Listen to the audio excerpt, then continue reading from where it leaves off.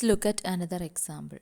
Here we have a problem to print first n numbers. First n numbers means print numbers from 1 to n, like this: 1 and 2,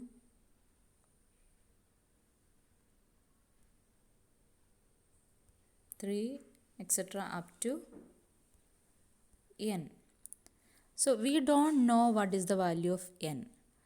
So if the value of n is given to the algorithm can print the numbers starting from 1 to n. So here n is the input value. So in the algorithm, the input instruction must be enter the value of n, or input n, or read n. So here we need a control expression, or we need a condition also to control the algorithm, that we will discuss. First we can start the algorithm.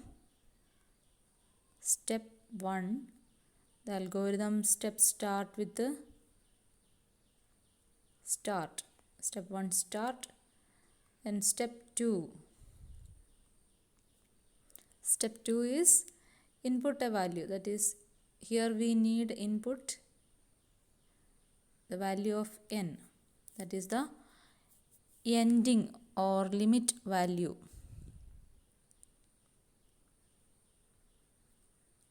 Then let's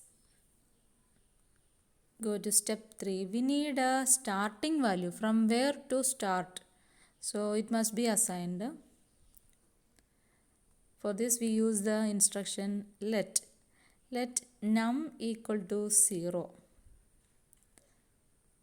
We are storing the value 0 in a variable num.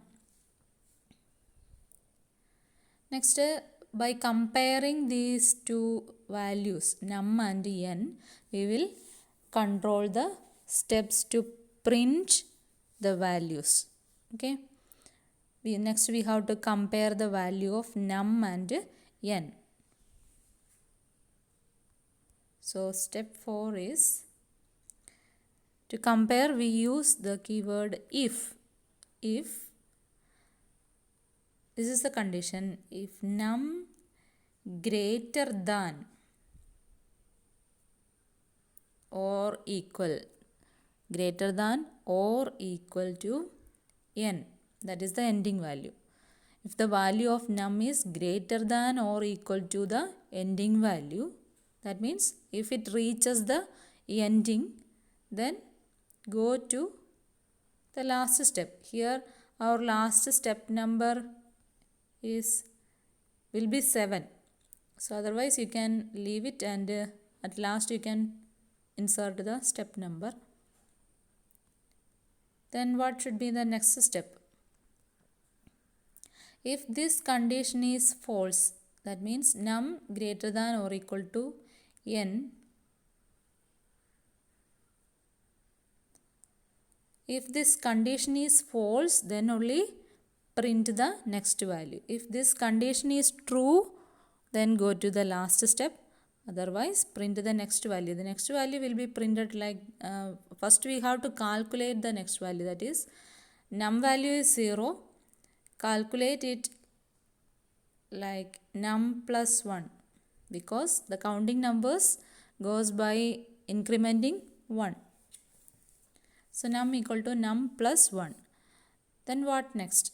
We calculated the value of num. Next we have to print it. Step 6. Print what? Which value? Num value. Print num. So this instruction will print the current value of num. So only one value will be printed there.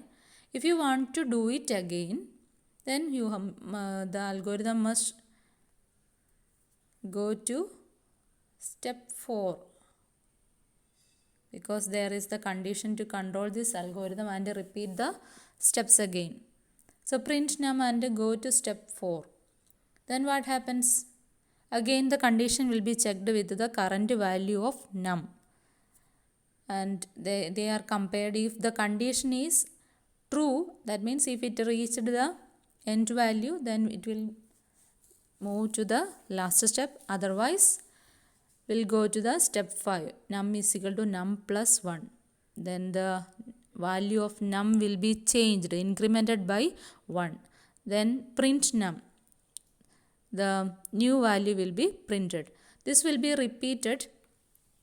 These steps will be repeated until the condition becomes true. That means until it reaches the last value. When it reaches the last value or the value of n, then step 7 will be executed. That is, step 7 is stop.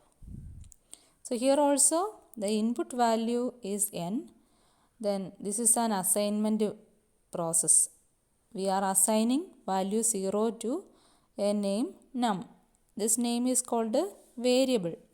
N and num are called variable here. And in the next step, we inserted a condition, num greater than or equal to n. This condition controls the algorithm. If there is no condition, this algorithm will be an infinite one. We have already studied the characteristics of an algorithm. It should end within finite number of steps. So to end it, we must use a condition like this. Based on this condition, it will either end or continue to calculate and print the values of num. So this is the processing step, step 4 and 5. Then step 6 is the output instruction, and the last step is stop.